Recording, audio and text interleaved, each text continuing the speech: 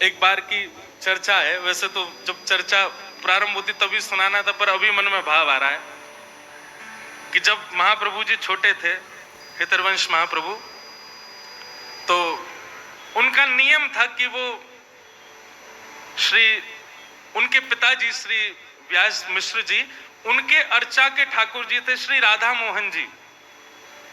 हरवंश महाप्रभु ने 3 ठाकुरों की सेवा की है, श्री राधा मोहन जी, नवरंगी लाल जी और श्री राधा वल्लभ लाल जी। तो इनके पिताजी के ठाकुर जी थे श्री राधा मोहन लाल जी। हरवंश महाप्रभु छोटे से थे तो अपने पिताजी की सेवा देखते रहते थे, और जैसे ही ठाकुर जी की अर्चना होती सबसे पहले हाथ बढ़ाते, बोले कि प्यास लगती तो चरणामृत ही पीते, पानी नहीं पीते थे, जल नहीं, चरणामृत पीते थे। भूख लगती तो मैया से कहते जल्दी भोग लगाओ, मुझको भूख लगी है। मैया कहती तू खा ले कुछ, बोले नहीं पहले भोग लगाओ, किशोरी जी ठाकुर जी भोग पालेंगे तभी पाऊंगा, नहीं तो भूखो रहूंगा। एक ऐसी लीला चर्चा सुनाई जाती बड़ी मधुर कि एक बार छोटे से हैं हरिवंश जी, रात्रि में बहुत जोर की भूख लगी और महाराज उठ करके बैठ गए, रोने लगे जोर जोर से। रोते रोते मैया से कहे, बोले मैया मुझको भूख लगी, कछु पवाओ, पिताजी मुझको भूख लगी कुछ खिलाओ। जैसे आजकल के बालों को कुछ भी दे दें तो ऐसे ही कुछ ले आए, बोले लो खा लो। बोले नहीं पहले भोग लगाओ। माता जी पिताजी बोले रात के 1:30 बज रहे हैं, 2 बज रहे हैं, अब उस समय घड़ी तो नहीं होगी, पर हाँ ये कही होगी अर्धरात्रि हो रही लाला, ठाकुर जी शयन कर रहे हैं, उनको उठा के भूख कैसे लगाए। बोले नहीं नहीं नहीं मुझे तो भूख लगी है। अब बोले इसको भूख लगी है, ठाकुर जी को उठा नहीं सकते, खाएगा भोग ही। दूध ला करके रख दिया, बोले ले इसको पी ले। महाप्रभु बोले नहीं पहले ठाकुर जी का भोग लगाओ, ठाकुर जी का यदि भोग नहीं लगा होगा तो ग्रहण नहीं करेंगे। रोते रोते रोते रोते खूब समय बीत गयो। पिताजी माताजी भी परेशान, बोले सोनी नहीं दे रहा, क्या करें, खा कुछ रहा नहीं है, पी कुछ रहा नहीं है, भोग लगा के पाएगो। आहा, महाराज श्री हरिवंश जी की रुदन सुनकर के सेज पर पौड़े भय ठाकुर जी उठ गए और उठ करके श्री जी को उठा रहे, बोले श्री जी उठो, सेवा की राधा मोहन जी। श्री जी बोली क्या हुआ, अभी तो उठवे को समय ना है भयो, अभी तो भोर ना भई, अभी तो मंगला को समय ना भयो, आप काय को उठाए रहे हो। बोले रुदन ना सुन रही, हरिवंश बालक रो रहे हो बहुत जोर से। श्री जी बोली काय को रो रहे हैं हरिवंश जी। बोले भूख लगी है। अब वाको तो नियम है, वो तो हमारो ही शीत प्रसादी पावे, हमारो ही चरणामृत ग्रहण करे, हमारो ही चरणोदक प्राप्त करे, वहां के अलावा तो कुछ लेवे ना। रात्रि में बालक छोटो भूख लगी आई है। ठाकुर जी किशोरी जी बोली अब क्या करें, अभी तो मंगला में समय है, लेकिन समय तक यदि प्रतीक्षा करी तो बेचारो प्यासो बालक कितनो रोवेगो।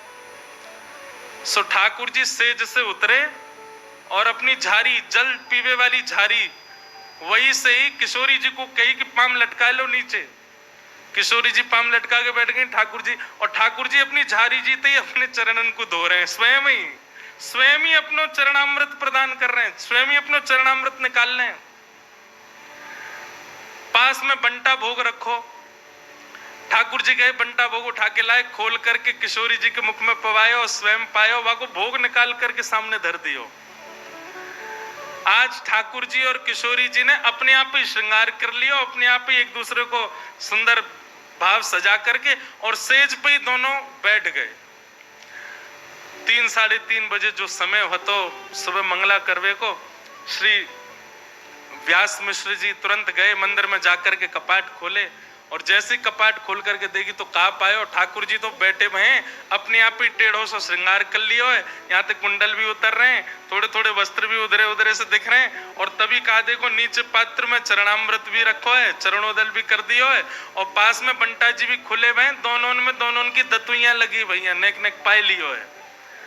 आहा, ये दृश्य देख करके व्यास मिश्र जी तो आनंदित हो गए, तुरंत गए और जाकर के चरणामृत और भोग ले जाकर के हरिवंश बालक को प्रदान किए, तुरंत पा लियो, पा करके बालक तो सो गयो, लेकिन माता पिता दोनों नेत्र सजल और ठाकुर जी को देख रहे हैं कि हम तो विचार कर रहे हैं ठाकुर जी को कैसे उठाएं, पर हरिवंश जी को रुदन सुनकर के ठाकुर जी स्वयं उठ गए, स्वयं अपनो चरणामृत निकाल लियो, स्वयं अपनो श्रृंगार कर लियो, स्वयं भोग लगा के और स्वयं तैयार है के सेज पर विराजमान है गए।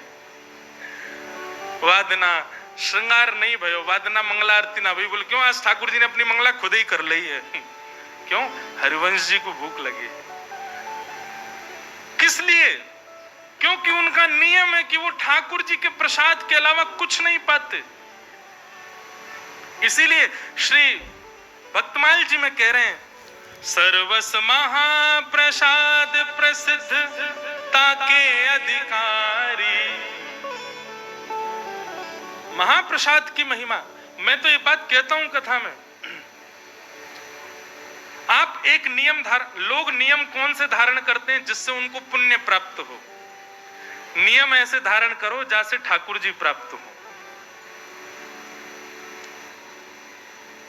नियम ऐसे धारण करो जैसे ठाकुर जी लीला करें। अब वो नियम भी हम बता दें तो फिर नियम का बात, अपने आप ढूंढो, ऐसा कौन नियम करें जैसे ठाकुर जी प्राप्त हो। महाप्रसाद पावे को एक नियम ये श्री महाप्रभु जी से आप सब सीख सकते हैं। क्या? आज के बाद जो ठाकुर जी को अर्पित नहीं है उस वस्तु को लेना ही नहीं है, ग्रहण ही नहीं करना है। चाहे भूखे रहे आएंगे, चाहे प्यासे रहे आएंगे, पर जो ठाकुर जी को भोग ना लगाई गई हो, जो ठाकुर जी को ना पधराई गई हो, ऐसी वस्तु को अस्वीकार करो। ये नियम आप धारण कर लो, श्री महाप्रभु जी से यही सीख लो, उसी की कृपा से ठाकुर जी प्रकट हो जाएंगे। तो विधि निषेध नहीं दास अनन्य उत्कट व्रतधारी, व्यास सुवन पथ अनुसरे सोई भले पहचानिए, श्री हरिवंश गुसाई भजन की रीत सकृत को जानिए।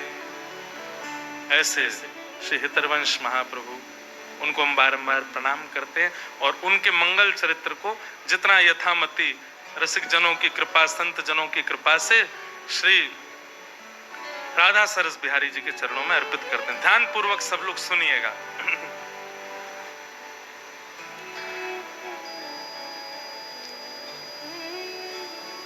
हरिद्वार की ओर जब आप दिल्ली से जाएंगे तो बीच में रुड़की पड़ता है, उससे पूर्व में ही अगर आप एक देहरादून का मार्ग अपनाएंगे तो उसी मार्ग में बीच में एक स्थान पड़ेगा जिसका नाम है देवबंद। क्या नाम है? देवबंद। अब इसका पूर्व नाम तो देवबन ही रहा होगा, बाद में कालांतर में लोगों ने, क्योंकि जहां ऐसे रसिक जन विराजमान रहे वहां देवबंद नहीं रह सकते, वो देवबन ही रहा होगा। तो देवबंद में व्यास मिश्र नाम के एक ब्राह्मण रहते थे और उनकी पत्नी का नाम श्रीमती तारा। व्यास मिश्र जी जो थे ये बहुत अच्छे ज्योतिषाचार्य थे और ज्योतिष का ऐसा प्रभाव इन्होंने सब पर डाल रखा था कि महाराज खूब भीड़ लगी रहती थी लोगों की पुछवाने के लिए। एक बार एक बादशाह के यहाँ गए और बादशाह के यहाँ जाकर के उसको कुछ इन्होंने भविष्य कथन किया और उसको आशीर्वाद के रूप में 4 श्रीफल प्रदान किए। बादशाह ने जब अपना भविष्य कथन सुना तो बड़ा प्रसन्न हुआ। प्रसाद रूप में 4 श्रीफल मिले तो उसने पूछा ये 4 श्रीफल? तो उन्होंने कहा ये धर्म अर्थ काम मोक्ष। एक श्रीफल आपके धर्म में गति को बढ़ाएगा, दूसरा श्रीफल आपकी कामनाओं की पूर्ति करेगा, तीसरा श्रीफल आपके अर्थ को बढ़ाएगा और अंतिम श्रीफल आपको मोक्ष प्रदान करेगा। उनके प्रस्तुतिकरण से, उनके भाव से बादशाह इतना प्रसन्न हो गया, उसने श्री व्यास मिश्र जी से कहा आप मेरे संगी रहा करो, मेरी योजनाएं बताते रहा करो, मेरे आगे के कुछ ना कुछ भावों को आप संग रह करके मुझे सुदृढ़ करते रहा करो। व्यास मिश्र जी बादशाह के साथ रहते, सुबह जाते शाम तक वहीं रहते, उन्हीं के बताए निर्णयों को बादशाह लेता था। व्यास मिश्र जी के बड़े भाई श्री नृसिंह आश्रम जी महाराज, ये सन्यासी थे। एक बार आप वृंदावन जा रहे थे और बीच में ही देवबंद पड़ा, तो जैसे ही आप देवबंद से निकले तो अनेक भक्त जनों ने जाकर के स्वागत सत्कार किया, उनसे कहा कि महाराज आपके छोटे भाई भी यहाँ रहते हैं, एक रात्रि यहाँ विश्राम कर लीजिए। बहुत ध्यानपूर्वक सुनिएगा। नृसिंह आश्रम जी बहुत सबके याचना करने पर रुक गए। सब प्रणाम करने आए तो व्यास मिश्र जी अपनी पत्नी तारा के साथ में, बड़े भैया हैं, प्रणाम करने आए। प्रणाम किया, दोनों को आशीर्वाद दिया। जैसे ही प्रणाम करके उठे तो नृसिंह आश्रम जी ने व्यास मिश्र जी के ललाट को देखा और देख करके बोले, चिंता की रेखाएं दिख रही हैं, बहुत चिंतित लग रहे हो आप, क्या बात है? अत्यंत संकोच के साथ सकुचाए भाव से निवेदन किया, सब कुछ है भैया, सब कुछ है आपकी कृपा से, गुरुदेव की कृपा से, भगवत कृपा से सब कुछ है, पर हरिभक्त परायण एक संतान नहीं है। नृसिंह आश्रम जी हंसने लगे, बोले तुम पूरी दुनिया का भविष्य बताए फिरते हो, अपना भविष्य नहीं देख पा रहे। और रही बात, भाई संतान नहीं है तो इसको भगवत प्रसाद मानो, दोनों ही भजन करो, मत पड़ो उस भाव के पीछे। मैं कथा में एक बात कहा करता हूं, प्रकृति आपको जो सहज रूप से दे दे उसको स्वीकार करो। प्रकृति ने आपके लिए जिस भाव को नहीं रखा उसके पीछे मत भागो, चाहे वो संतान हो, चाहे वो ब्याह हो, चाहे वो कोई भी संबंध क्यों ना हो, संसार की कोई वस्तु क्यों ना हो। आप प्रकृति के पीछे दौड़ करके, भाग करके, दुनिया भर के क्रियाकलाप करके, दुनिया भर के जो है तंत्र मंत्र करके और योजनाएं बना करके अगर किसी वस्तु को पालोगे, प्रसन्न नहीं रह पाओगे। इसलिए प्रकृति जो दे उसको स्वीकार करो।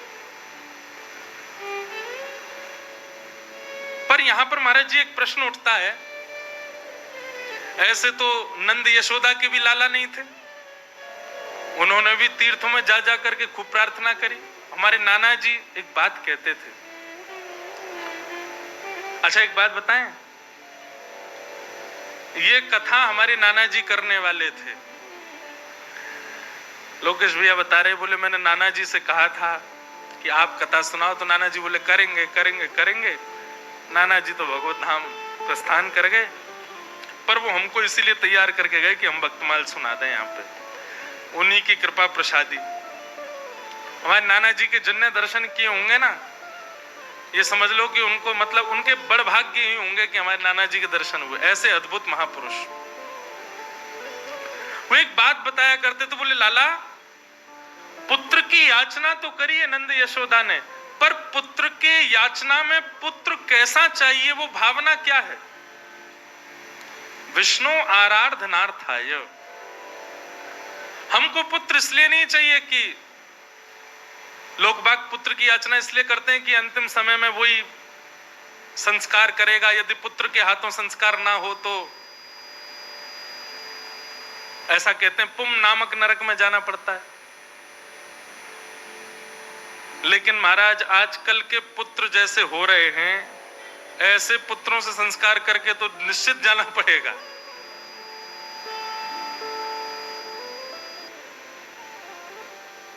पूज्य मलुकपीठ वाले महाराज जी एक चरित्र सुनाते हैं एक भक्त का।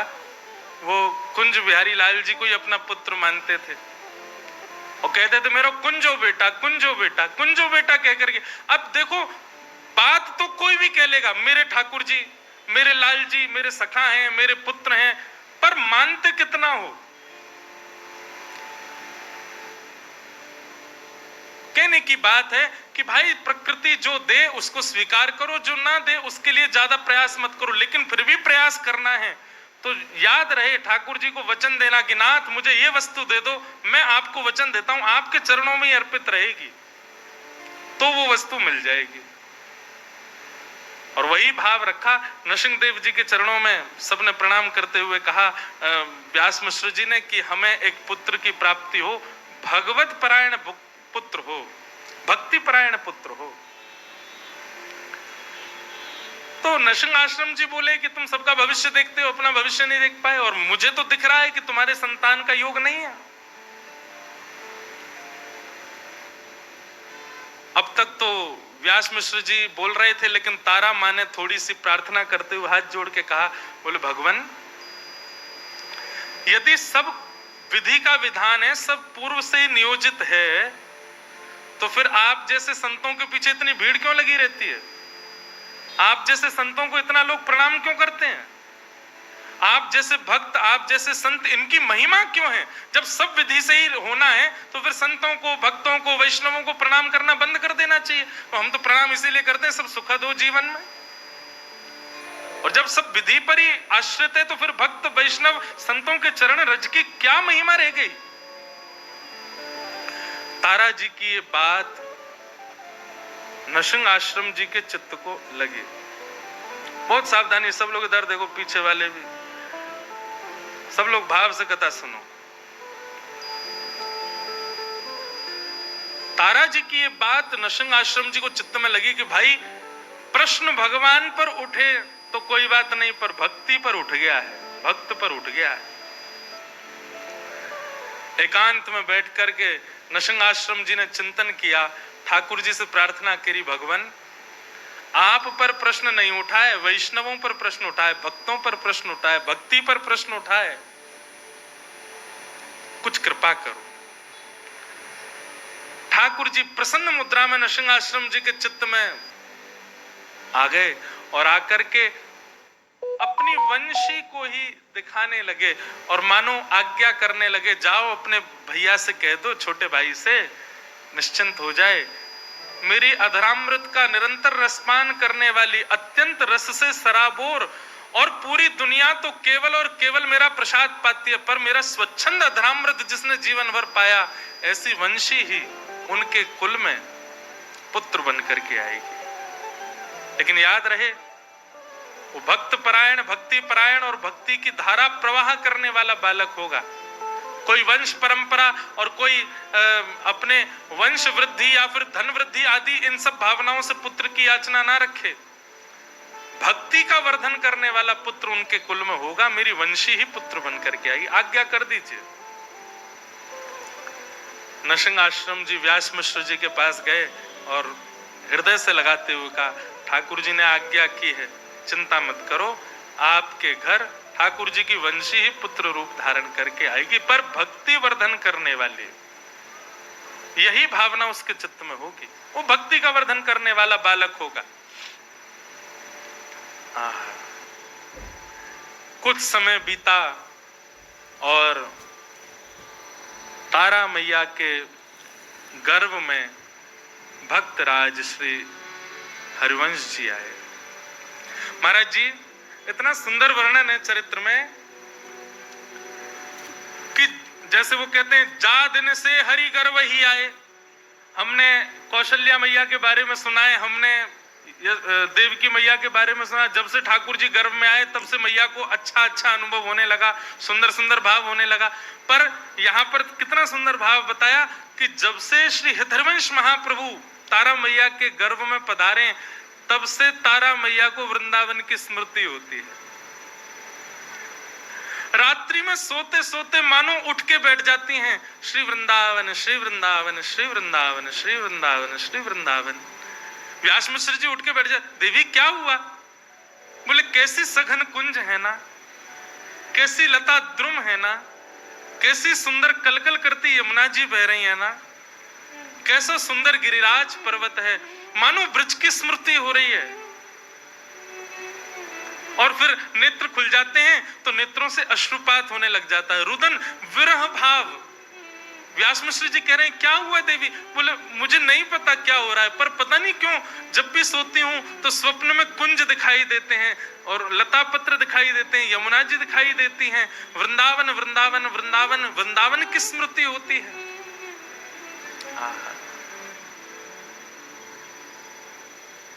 ऐसो श्री वृंदावन। अब तो वो रोज व्यास मिश्र जी से कहती हैं कि आप एक बार हमको वृंदावन ले चलो। व्यास मिश्र जी बोले ठीक है, मैं राजा से बात करूंगा, अवकाश मिलेगा तो चलेंगे। राजा से जाकर के व्यास मिश्र जी ने कहा कि हमको वृंदावन जाना है, आप अवकाश दे दो। तो राजा ने कहा अरे आप क्यों जाएंगे, हमारा आगरा जाने का कोई योजना बन रही है, तो हम जाएंगे, पूरी व्यवस्था के साथ जाएंगे, तो हमारे संगी चल देना। अब राजा की बात वो तो कल पे टालते जाएं, कल चलेंगे कल चलेंगे कल चलेंगे करते करते करते महाराज महीनों बीत गए। और श्री राधा वल्लभ लाल की जय। राजा तो रोज कहें कि भैया आप चलेंगे, पर समय बीतता गया। रोज तारा मैया कहती हैं कि हमको वृंदावन ले चलो, मुझे बहुत विरह होता है, बहुत स्मृति होती है वृंदावन की, बहुत याद आती है, एक बार दर्शन करा लाओ वृंदावन का। जब अंतिम माह चल रहा था, बस अब प्रकट होने ही वाला है बालक, उस स्थिति में मां आ चुकी हैं, तब राजा आकर के कहता है व्यास मुझसे, बोले हमारी आगरा की योजना बन गई है, चलो। वृंदावन भी अपनी योजनाएं बना करके सबको बुलाता है, अपने आप कोई नहीं जा सकते। पहले चली जाती अगर तारा मैया, तो फिर महाप्रभु जी का जन्म ब्रज में कैसे होता। 9वां महीना प्रारंभ हुआ और तभी राजा बादशाह ने कहा कि हमारी आगरा जाने की योजना बनी, व्यास मिश्र जी आप तैयारी करो, चलेंगे वृंदावन, आपको छोड़ देंगे, आप दर्शन कर लेना। व्यास मिश्र जी बोले अब तो असंभव है, अब तो बालक आने वाला है। बोले आप चिंता मत करो, रानियों जैसी व्यवस्था करेंगे, पालकी में लेकर के, बिल्कुल कोई दिक्कत नहीं होगी, सखी सहचरियां और सब बढ़िया व्यवस्था करके ले चले, पलकों पे लेके चलेंगे, आपकी पत्नी को लेके चलो। व्यास मिश्र जी का मन तो थोड़ा कम था, जैसे घर जाके तारा जी से कहा कि बादशाह ने आज कहा है आगरा जाने के लिए, वो तो पीछे ही हाथ पकड़े, बोले नहीं फिर तो चलेंगे। बोले तुम्हारी स्थिति, बोले मैं संभाल लूंगी, पर ले मुझे वृंदावन ले चलो। और बादशाह के उस टोली के साथ में व्यास मिश्र जी और तारा मैया आगरा के मार्ग की ओर प्रस्थान करने लगे। तभी बीच में पड़ा श्री वृंदावन। वृंदावन में प्रवेश किया। बंधुओं, ये उस समय का वृंदावन है जब वृंदावन में ठाकुर जी प्रकट रूप से कहीं विद्यमान नहीं थे। केवल और केवल यमुना जी, व्रज की कुंज लता, ब्रजरज, गोवर्धन नाथ जी, केवल यही हैं, और कोई ज्यादा मंदिर आदि कुछ थे नहीं वृंदावन में। भोर के समय गए, वृंदावन में प्रवेश करते रोंगटे खड़े होने लगे, नेत्र सजल होने लगे। ये स्थिति व्यास मिश्र जी ने कभी देखी नहीं तारा मैया की। यमुना जी में जाकर, यमुना जी के पुलिन पर जाकर के बैठी, मानो घंटों तक यमुना जी को निहार रही हैं। लता पत्रों को स्पर्श करती है तो मानो ऐसा लगता है इनसे कोई संबंध है। अब ये सब भावना मैया की नहीं है, गर्भ में बैठे बालक की है। वो ठाकुर जी के संग में रही वंशी, उसको एक एक भाव पता है, वो सब जानती है, कहाँ यमुना जी, कैसी ब्रजरज, कौन से वृक्ष, कौन सी लता गुर्म, कौन सी कुंज में कौन सी लीला, वो सब स्मृतियां हो रही हैं। सायकालीन समय हो गया, वृंदावन को प्रणाम करके और पुनः आगरा के मार्ग की ओर जैसे प्रस्थान करने लगे। अब वृंदावन से ज्यों-ज्यों दूर जामे त्यों-त्यों तारा मैया का विरह बढ़े। व्यास मिश्र जी कहें आप ऐसे इतना रुदन मत करो, इससे प्रभाव पड़ेगा बालक पर। बोले नहीं, मुझे बहुत, मेरा मन हो रहा है मैं वहीं रहूं। बोले वहां कहां रहेंगे, वो पूरा वन है, वहां वंचर जीव रहते हैं, हिंसक जीव रहते हैं, कहां रहेंगे हम दोनों। पर उनका रुदन इतना विकल करने वाला था कि उस रुदन को व्यास जी सुन नहीं पा रहे थे। और तभी रुदन करते का बस वृंदावन ब्रज की सीमा में ही थे, अभी बस निकलने ही वाले थे ब्रज की सीमा से, तभी प्रसव पीड़ा होने लगी। और ऐसी प्रसव पीड़ा हुई कि तुरंत बादशाह को जाकर के व्यास मिश्र जी ने कहा कि महाराज आप आगरा को प्रस्थान करो, हमारी गृहिणी को प्रसव पीड़ा हो रही है, इससे आगे ले जाना उचित नहीं होगा। यहाँ ये गांव जैसा दिखाई दे रहा है, यहाँ कुछ लोग दिख रहे हैं, हम यहीं रुक जाते हैं, क्या पता आगे बन आया और वहां कुछ दिक्कत हुई तो क्या करेंगे। बादशाह ने कहा ठीक है, आप कुछ सेवक भी ले लो और आप यहीं रुक जाओ।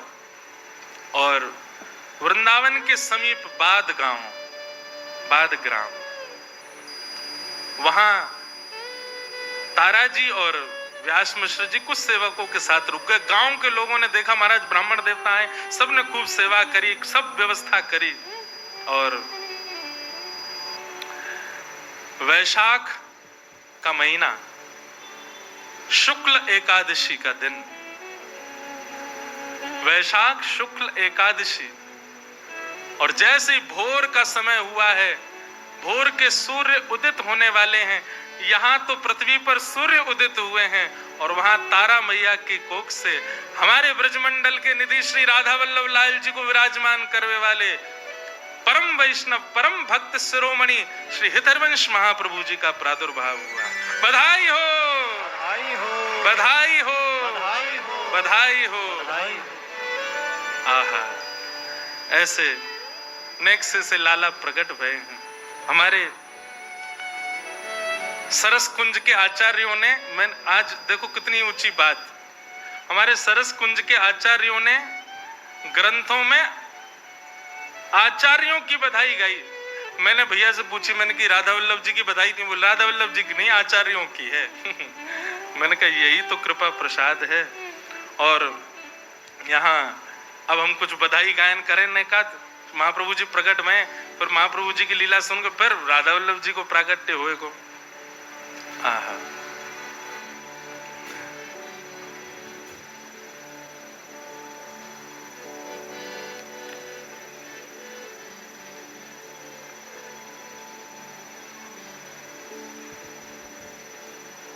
रसिक मिल गावो सरस बधाई।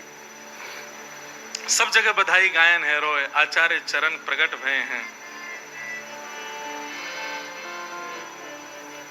रसिक मिल गावो सरस बधाई, रसिक मिल गावो सरस बधाई, रसिक मिल गावो सरस बधाई, रसिक मिल गावो सरस बधाई। श्रीमत हित हरिवंश रसिक वर, श्रीमत हित हरिवंश रसिक वर, श्रीमत हित हरिवंश रसिक वर, श्रीमत हित हरिवंश रसिक वर। हे भूतल प्रगटो भाई, रसिक वर गाओ सरस बधाई, रसिक वर गाओ सरस बधाई, रसिक वर गाओ सरस बधाई, रसिक मिल गाओ सरस बधाई। श्रीमत हित हरिवंश रसिक वर, श्रीमत हित हरिवंश रसिक वर। भूतल प्रगटे भाई, रसिक वर, रसिक वर, रसिक वर गाओ सरस बधाई, रसिक वर गाओ सरस बधाई, रसिक वर गाओ सरस बधाई, रसिक वर गाओ सरस बधाई। महाराज जी हमारे ब्रज के से लग रहे हैं, ब्रज के हो का, वृंदावन के, राजपुर के, ये तो हमारे स्वामी जी हरदास जी के गांव के हैं भैया।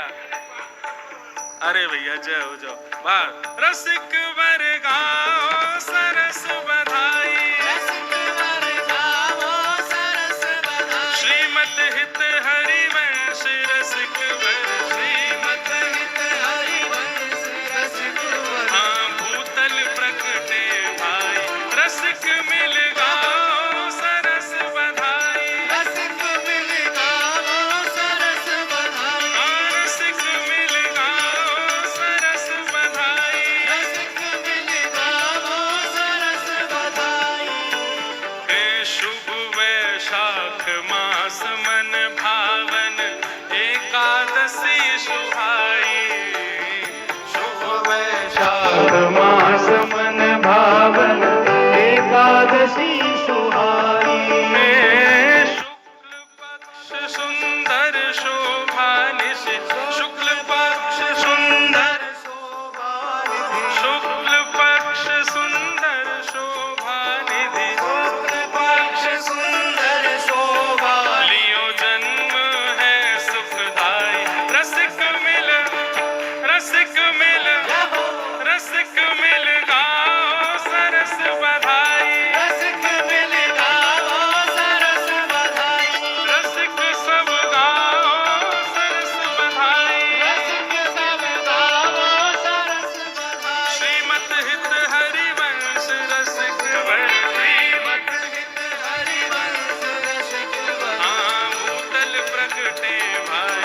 रसिक मिल गावो सरस बधाई, रसिक मिल गावो सरस बधाई, रसिक मिल गावो सरस बधाई। रसिक मिल गावो सरस भैया, बधाई। आप में से वृंदावन राधा वल्लभ जी के दर्शन कौन कौन ने किए हैं? बताओ। और आज जिनने राधा वल्लभ जी हमको प्रदान किए उनको उत्सव मन रहा, और ऐसे बैठे हो सब रे। अरे ठाकुर के उत्सव में तो सब नाचे, रसिकन के भक्तन के उत्सव में नृत्य करो भुजा उठा के। रसिक मिल, रसिक मिल, रसिक मिल गाओ सरस बधाई, रसिक मिल गावो सरस बधाई, रसिक मिल गाओ सरस बधाई। रसिक मिल गावो सरस बधाई। हे श्रीमन मोहन कर में वंशी राखत हेतु बढ़ाई, श्रीमन मोहन कर में वंशी राखत हेतु बढ़ाई, हाँ प्रभु राखत हेतु बढ़ाई, हाँ प्रभु राखत हेतु बढ़ाई। में सोया चारज रूप धार के, सोया चारज रूप धार के, सोया चारज रूप धार के, सोया चारज रूप धार के। हाजी रस प्रगटावन आई, रसिक मिल, रसिक मिल, रसिक मिल गावो सरस बधाई, रसिक मिल गावो सरस बधाई, रसिक मिल गावो सरस बधाई। रसिक मिल गावो सरस बधाई।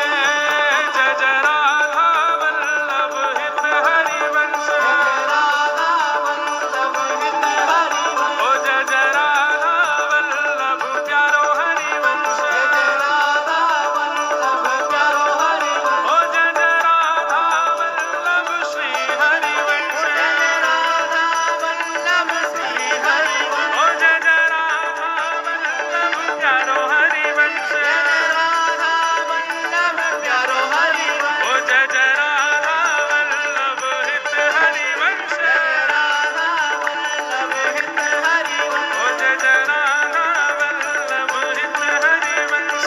राधा वल्लभ हित हरिवंश। हे जग जीवन उद्धारण कारण श्यामा श्याम पठाई, जग जीवन उद्धारण कारण श्यामा श्याम पठाई, हे तारा कूख परम पावन सुचि, तारा कूख परम पावन सुचि, तारा कूख परम पावन सुचि, तारा कूख परम पावन सुचि। कहाँ आए हैं उपजाई, रसिक मिल। जो हो मैंने एक जोर लगा हुआ, श्री गोविंद देव जी को भी पता चले कि आचार्य उत्सव है रो है। रसिक मिल, रसिक मिल, रसिक मिल गावो सरस बधाई, रसिक मिल गावो सरस बधाई, रसिक मिल गावो सरस बधाई। रसिक मिल गावो सरस बधाई। श्रीमत हित हरिवंश रसिक वर, श्रीमत हित हरिवंश रसिक अज भूतल प्रगटे